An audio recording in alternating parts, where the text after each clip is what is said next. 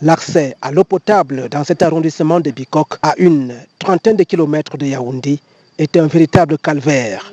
Les bornes fontaines qui avaient servi jadis au public sont à sec depuis des lustres. 2 kilomètres puiser de chercher l'eau, ne serait-ce qu'un seul bidon. Et les puits aussi, on a déjà négligé. Parfois on part à Makulu boire, chercher de l'eau. Il y a des endroits comme Baka, il y a Kumbi, le Gambala. C'est chez un privé ici que les foules accourent très tôt chaque matin pour trouver le précieux sésame.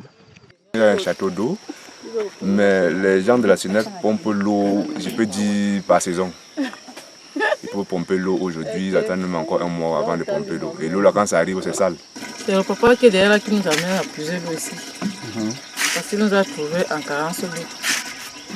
On avait tellement de problèmes d'eau. Quand ils ont posé leur puits, il a demandé à tout le village de venir se ravitailler. Avec la demande supérieure à l'offre, c'est souvent un véritable préjudice pour le propriétaire qui fait preuve d'altruisme.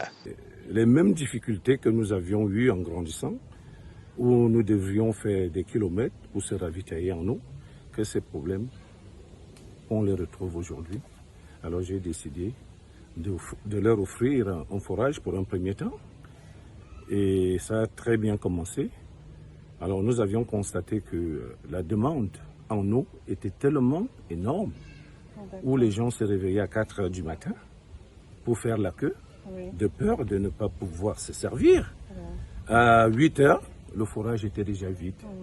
Les retardataires ne pouvaient pas se ravitailler. Il fallait leur demander de revenir dans l'après-midi pour donner le temps au forage de se régénérer en eau. Vous voyez la quantité d'eau qui est là ne va pas suffire à tout le monde. Et j'ai épuisé même 5 bassines. Il faut que je laisse aussi les autres puiser. Généralement, lorsque ce forage est vidé par la forte demande, plusieurs se rabattent dans les rivières et autres puits non aménagés avec tout ce que cela entraîne comme maladie hydrique.